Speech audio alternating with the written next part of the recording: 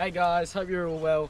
Today we are doing a full rig rundown on the new HZ80 I've just bought, which I believe is probably one of the cheapest 80s I'll ever buy. One of the cheapest at the moment, especially in Victoria, if not Australia. And we're going to be going through the very front to the very back, going through everything, price, plans in the future, where it sits now, and future trips coming up. So yeah, let's get into it. So if we start at the very front of the car, we have got a pretty basic setup at the moment, which is kind of what I wanted. I wanted something where I was able to build up and nothing too flash, especially for my price range. So I don't know the actual make of this bull bar, to be honest. It's I've looked everywhere for engravings or whatever and I can't find anything. And you know, it's pretty, like, the car has been used before. It's got dents, it's got quite a bit of rust. You know, the paint is flaking off, but you know, structurally it's all right. It holds my spotties, it holds my winch. In the future I will be putting a UHF on it, but for now it does what I need. You know, I want to go down maybe like a custom bar in the future, but for now it's got my grande winch under there, it's got my spotties on here which will work and are all wired up, and it will have a UHF soon. So yeah, maybe in the future. I did take out, they did have the fog lights and the Parker lights inside, but I took them out because they needed to work for the roadworthy and they weren't working, but they didn't come from factory with the car, so I didn't need them. But for now, it does the job. I'm going to put some new paint on it and then in the future maybe upgrade, but for now it holds what I need. It's safe, it's structurally okay, and yeah, with a fresh coat of paint hopefully it will look a bit nicer. But the front is pretty basic. We are getting it Victorian registration soon, but for now it's got spotties, it's got my winch, and it will have a UHF soon, and those are my main things. So yeah, no complaints so far with that, but definitely in the future we'll make a change. So on the side, yeah, like I said, pretty basic. It's got stock flares, stock mud flaps. It's got a pair of 33s, 33-inch Goodyear all-terrains, which have heaps of tread. They're pretty new. I think they have about 8mm of tread at the moment. It's been manual locking hub converted, which is quite recent as well when I bought it. So at the side, yeah, there's nothing crazy. There's no bar work on here. Flares haven't been colour matched. It's not running, you know, bead locks or anything. It's a pretty basic setup. It's on a 2-inch lift at the moment, which is, to be honest, this setup of 33s and a 2-inch lift is kind of what I want at the moment. It's legal, it's already on the car, so I'm not having to spend money on it. All the shocks are in good condition. They're not weeping, they're not, you know, leaking or anything. They're all right. There's no rust on the coils, and it handles quite well off-road. And yeah, these tyres are healthy and have heaps of tread in them. So for now, the 2-inch and 33s will stay. Maybe in the future we'll go down the 33s or 35s, 3-inch 35s. But for now, this is staying. But I am going to be colour matching these flares soon. We're going to go white with the car and clean up, if you can see closer, which is might not pick up on the camera, but all of these flares, especially this one, have just all this crap along it, really bad silicone. So I'm going to take them off, colour match them, and put some rock sliders on. But other than that, it's going to be pretty basic. And there's the manual locking hubs. But yeah, so the side, colour match the flares, maybe some new mud flaps, and that'll do me for now. But to be honest, like the side here, the paint's not too bad. If you can see, there is this kind of bulge scratch down the side, which I don't like, I'm not a fan of, but you know, it is kind of, for the price I paid. Got the dog in there as well. But for the price I paid, you know, I'm not complaining with it being used. Now moving to the back, again, super basic, which is again what I kind of like. We just got a swing away here, which is a Kmart swing away, so you know, that locks out, which is good. On here it has my reverse light, so that's a little rocker switch in the cab, and here is a reverse camera that just comes on automatically when you put it into reverse. It's the GXL model, so we don't have the barn doors. We have the 2-piece here, which I'm pretty keen for. Like, you know, I think yeah, there's quite a lot of things I can do with this. I didn't mind if it was barn doors. I didn't really have a preference. Barn doors, they serve separate purposes.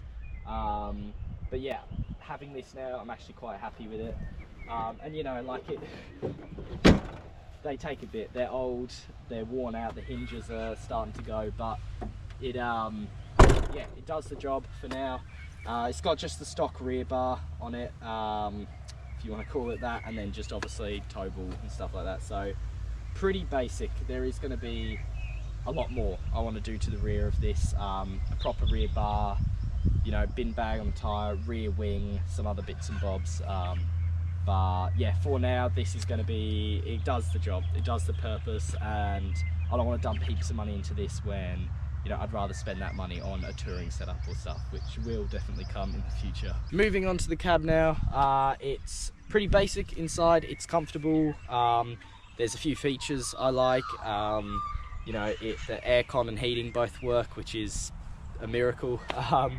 But overall, there's nothing crazy. There's no XR6 seats or anything. It's just, you know, a few little additions just to make it that bit more comfortable for, you know, long distance touring, and even four-wheel driving, just making it easier to clean and stuff. So yeah, the cab itself isn't anything crazy, but yeah, we'll just have a look through and look at what was done. I haven't done any of this. I have had the car with me for about 2 weeks, so I have done little things, but nothing crazy yet.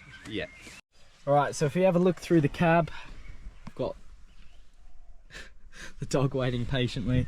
I've just chucked on some RM Williams seat covers here. I feel like they give the car quite a nice look compared to just having the stock seats in. We've also got our rocker switches here, which obviously the car's off, so they won't work. So we've got spotties, LED light bar, reverse lights and fog lights, all just mounted there nicely. Then we've got our little center console, which I have that in there for when I do my 12-volt stuff, because I'll probably need it. And then we've got our Apple CarPlay unit in here, so that's, I found that really handy already for the long trips, even when I went to buy this car. You know, it just makes life so much nicer having that there. We've also got, if we chuck it in reverse, we've got this reverse camera, which, you know, is still little handy parts of the car. Obviously don't want to rely on it. Now, this part here is what made this car such a good deal, and it doesn't look like much, but we'll go in the cab and we'll have a look. So we're in the cab. So that air compressor there leads to this little switch here, which I've already used, so it's got the compressor on, and then these two buttons. So they are front and rear lockers. Now, turn that off. Now, pretty much what a front and rear locker is, for anyone who doesn't know. So this is your compressor, and these two lines run to your lockers. So pretty much you have a front and rear diff. Now, when your car is designed, when one wheel loses traction, all the torque is provided to that wheel. I'm not a mechanic, this is just my knowledge of lockers. But basically, when one wheel loses traction, all the torque is provided to that wheel. Now when you're four-wheel driving, if one wheel loses traction or you do a wheel lift, for example, all the torque and power from the engine is going to be sent to the wheel without traction. That leaves your grounded rear wheel not spinning. So what a locker does is basically it forces both of those wheels to spin. It locks the diff and forces both of the wheels to spin, so that even if one wheel's in the air spinning, the other one will be forced to spin and move the car forward. A lot of people just go for a front locker, which, you know, I would have been more than happy with, but this comes with twin lockers. So it's got a rear one and a front one. So basically in any situation, all four wheels are going to be powered by the engine no matter what, which for anything like rock crawling, mud, pretty much any situation, that is going to be ideal for. So yeah, for me that was just a major part in buying the car. And especially, you know, you have e-lockers, which can be 50-50 on reliability. You have auto lockers, which you don't always want, because if you're touring, you know, you don't want a locker that will engage when you don't want it to. So air lockers for me were the most reliable, sturdy and bushproof way to go, which I would have, even if it were like, I didn't have a choice, even if it was twin locks but they were both, you know, e-lockers or auto lockers, I would have still taken it. But the fact they're both air lockers, ARB air lockers, just sold it for me. So, now, if you haven't noticed already, it is a 1HZ engine. It is naturally aspirated. There's no turbo. There is nothing fancy behind it. It is a pure NA 1HZ, and I love it. You know, it's slow, relatively slow. It's torquey. It actually doesn't drink too much fuel. It uses about 13 per 100. It's super easy to work on, super bushproof. You know, it's indirect injection, so basically, you know, it goes into a pre-combustion chamber before into your engine. There's, you know, there's no EFI, there's no ECUs, there's not really any electronics. It just runs. It's mechanical. It's a mechanical fuel pump. It's just old, rugged, and in my opinion, the most reliable engine. Now, when I talk on reliability and longevity of the engine, if you have a look at how many Ks it has there, 546,000. So it's had a long life, but I mean, you listen to it, it's already warmed up, but it's the same on a cold.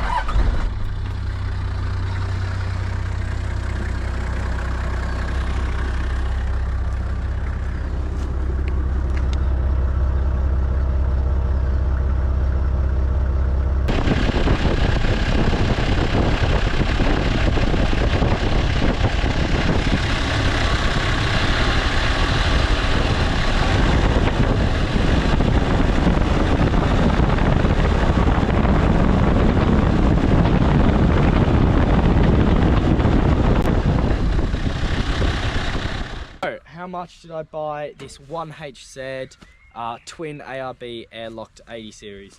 I bought it for 7,000 bucks, which for me was a steal. So it was in New South Wales, as you can tell by the plates. So I caught the train up there to get it, and then I drove it back. It had zero issues the whole time. The oil pressure was, you know, sitting really healthy. It didn't overheat once. The volts didn't drop. It was really healthy, to be honest. And it drove really well. So I bought it for, yeah, 7,000, which for me is quite a good deal on this. You know, it's diesel 80 series, let alone with lockers, can go for way more. I was just quick. I was on Marketplace every day, and I was just quick to find it, get onto the guy. I was actually up at the Snow at the time working, and I took some days off, came home, went up, got it, and then parked it back up before I went back up to keep working at the Snow. So obviously had no rego, no roadworthy, so I've just gotten it roadworthy today. I had to do quite a bit of work with, like, yeah, putting in the third row of seats and stuff. Just nothing major, just no leaks. It has no leaks whatsoever, and surprisingly no rust. You know, it's got little bits in the gutters and stuff and surface rust, but it was inland. The town, the guy who I bought it from lived very inland, and it has no rust on it. I've gone through all of it, so as a mate, and we saw, yeah, there's no rust whatsoever. Well, bad rust. There's no leaks. It hasn't dropped a leak in weeks, and yeah, it's driving really well. Thanks for watching. I hope you all enjoyed the full rig rundown on this. You'll be seeing a lot more of this on builds, trips, everything. So stay tuned. I can't wait to do more, and I can't wait to bring you all along with me. So stay safe. Have a good one.